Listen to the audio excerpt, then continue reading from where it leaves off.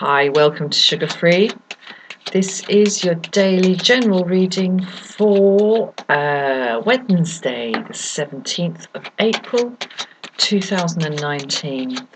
Three card Major Arcana reading, possibly with some clarifiers, also from the Major Arcana. Then one from the Swords, one from the Wands, one from the Pentacles, and one from the Cups. So, hope you're well today. A bit misty here in the south of England, but getting warmer as the spring progresses.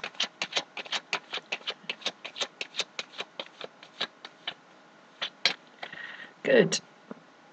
Okay, let's cut. Right. Here we go. The Lovers,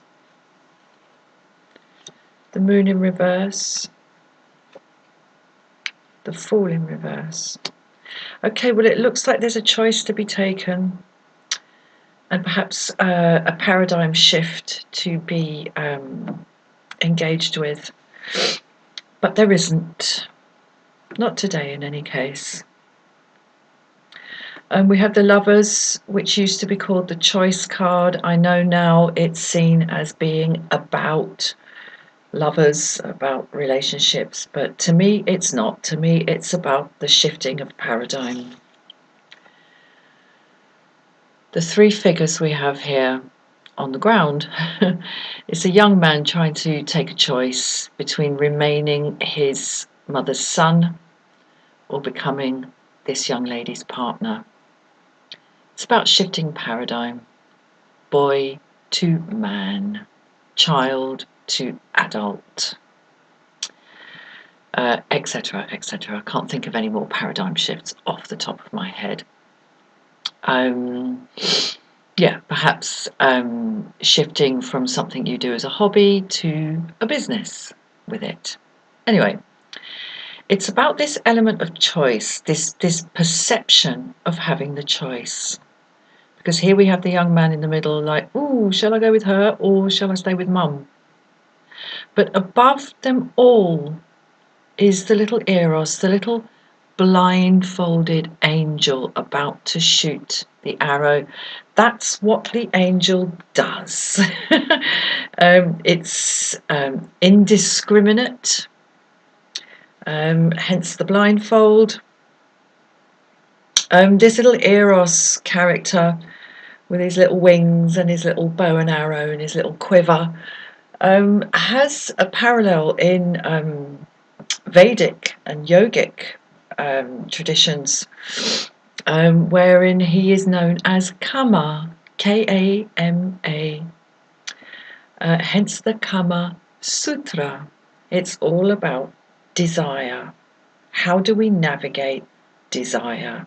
And the kind of the impossibility of policing desire. It can't be policed and controlled. You want who you want. What you then do about that is another matter. So it's a complex card, the Lovers. But yeah, there is this impression as we come into the reading that there's a choice to be made.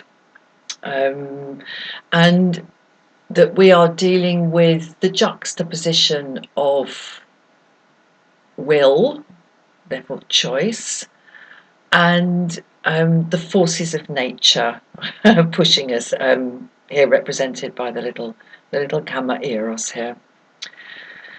So that's what we're coming in with. As I say, it's quite complex, quite rich.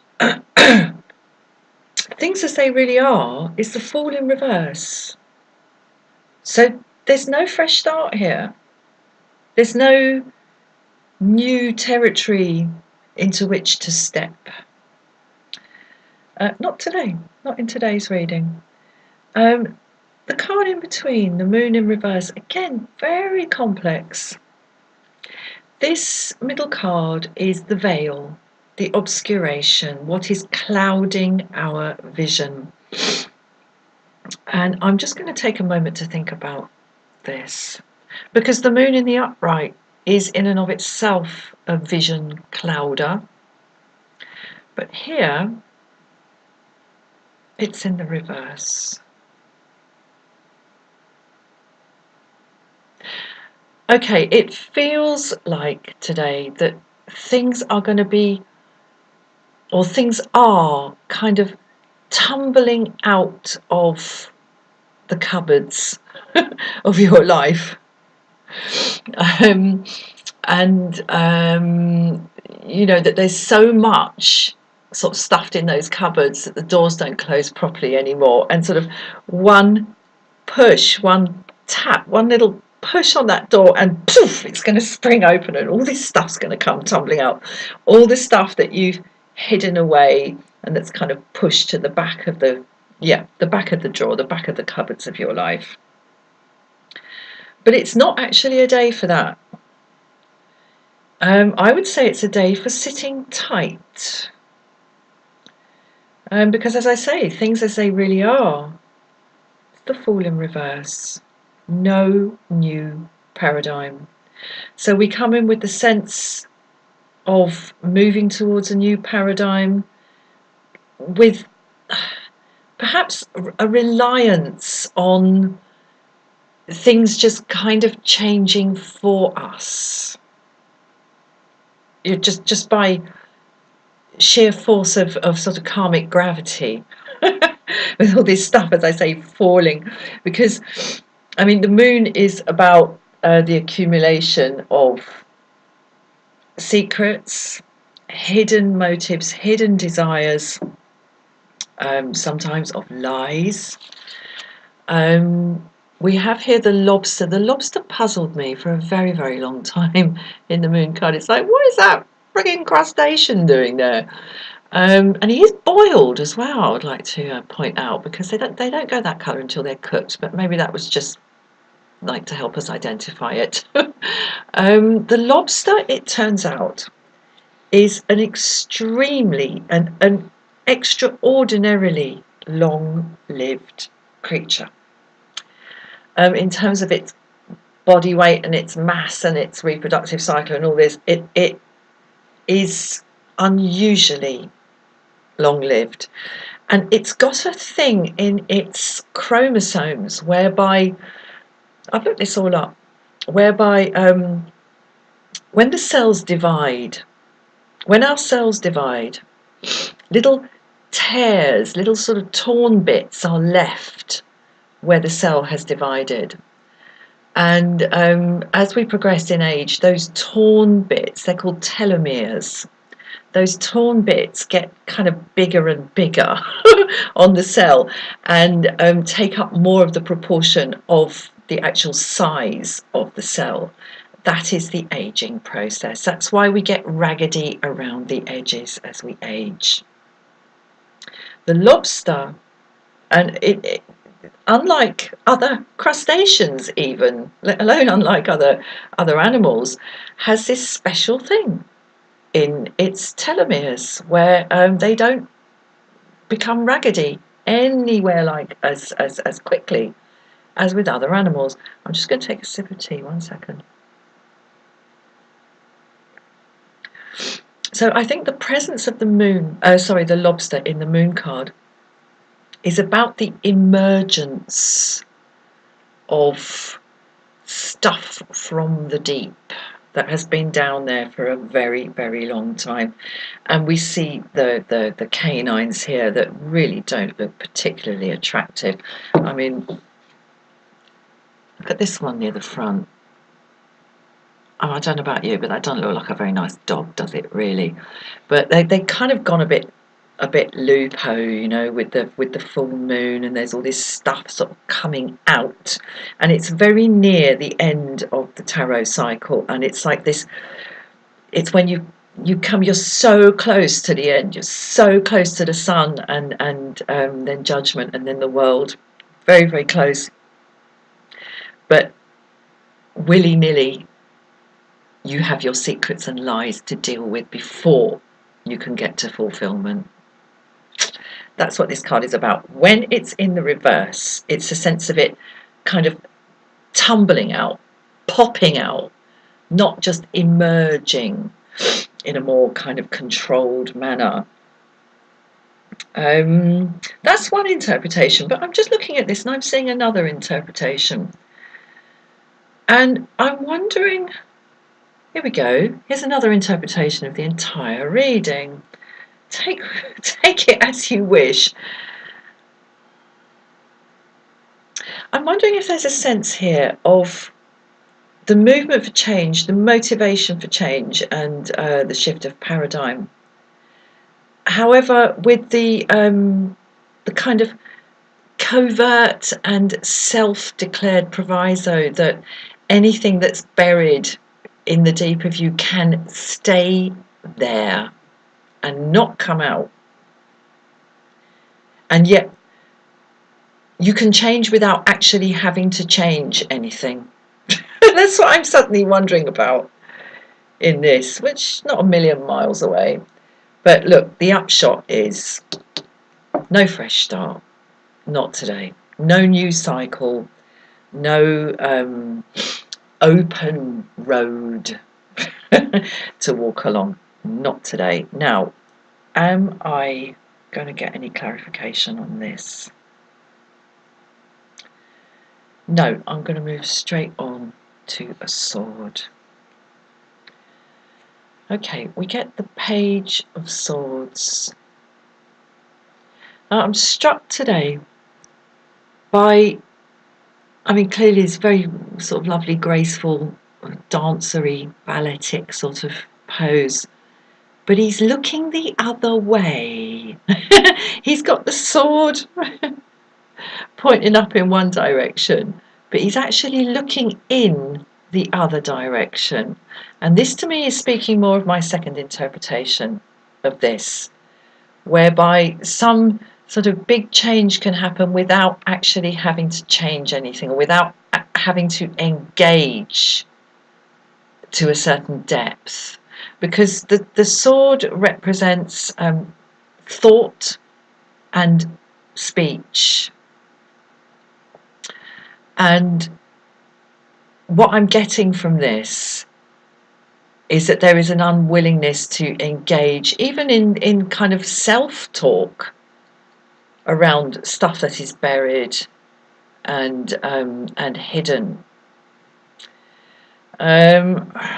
Yeah, this is either, Moon in Reverse is either about keeping it shoved in the cupboard so it doesn't come out, or it all tumbling out of the cupboards sort of its own accord.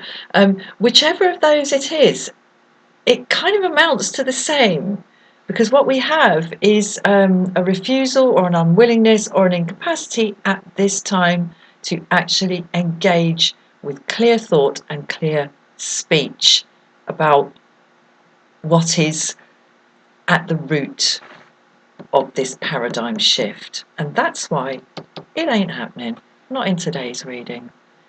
So I'll just hold these words up, hold this sword up, hold these clearly articulated thoughts in my mind, and I'm going to look the other way.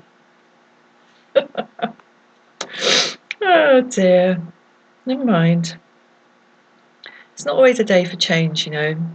And sometimes accepting that today is not a day for change is a change in and of itself. Okay, one from the Wands. Okay, now people say that the Eight of Wands is about sort of swift communication. I don't necessarily see it that way. I think this is about the swift and somewhat messy construction of something in the world. It's about some sort of worldly building project, even if it's just an idea. But it's swift, and as I say, there is a somewhat messy element to it. Not messy, but it's not perfect. It ain't the Four. Okay, it's not the Four of Wands where everything's nice and kind of full square. Because we got this one here that's come out a little bit late. I mean, they're all beautifully parallel, but one of them's come out a little bit late, and those seven can sort of like hit the mark, like, and then this one will go. It's a bit like if you're watching, if you're in the UK and you know Dad's Army. You might want to Google it if you fancy a laugh. Dad's Army, Corporal Jones. He's always a little bit late standing to attention. And This one always reminds me of Corporal Jones. So there's this kind of feeling of, yeah, I can create change, I can build something new, I can do it quickly, I can do it in an orderly way. Up to a point, yes, but not fully. As I say, it's not the four. And there's something a little bit rushed and a tiny bit scrappy about all this. And to me, that feeds in to this Page of Swords, holding his sword up in one direction and casting his eyes in another. I mean, you know, it's a bit like that scene in Titanic where she has to wield the axe to see if she's going to try and free the chap with his handcuffs and everything. She just doesn't look. She just shuts her eyes and just goes bang. And of course, it's a film, so they're lucky and they get away with it. Right? Okay. Knight of Pentacles, Mr. Slow, Mr. Steady, Mr. Not particularly charismatic, but by God, he keeps going. He just keeps going. This is the message of today. Just keep going. There's not going to be a big kind of, bish bash bosh change. You're not going to end the day feeling like you're in a whole new world. These things that are kind of stuffed at the back of the cupboards that you're either hoping will fall out of their own accord, or hoping will just stay where they are, stuffed at the back of the cupboards, will have to be gone through at some point.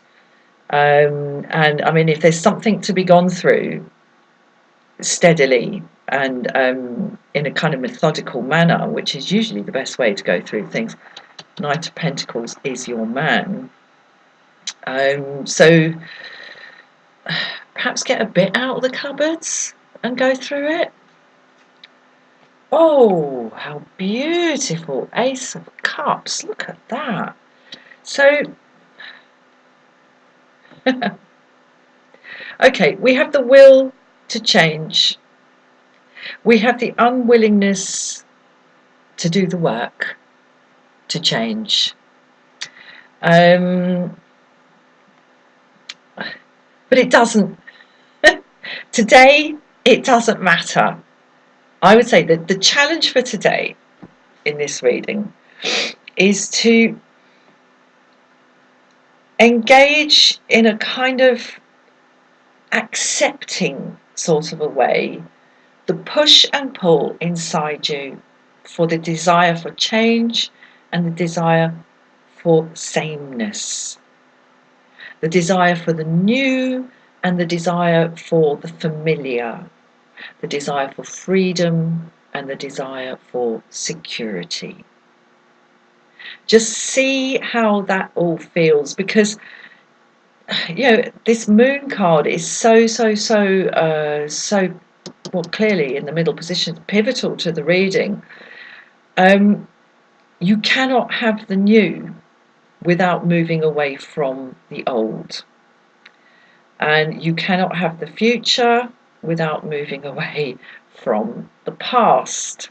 So it has to be gone through, it has to be processed, and it has to be let go of. But today, Knight of Pentacles, slow and steady, acknowledge these conflicting desires, conflicting motivations. Step back and enjoy the day, because there's a blessing here for you today that you might miss if you are either staring at your cupboards hoping they're going to open and everything's going to tumble out of its own accord, so you don't actually have to make that happen, or staring at your cupboards hoping they're going to stay shut despite all the stuff that you've pushed in there. If you can step away from that, there is a blessing in this day for you, a beautiful blessing. And I would say that the blessing in this context is self-awareness, mature, calm, I want this and I want that. Self-awareness. Thanks for watching. See you again soon. Bye-bye.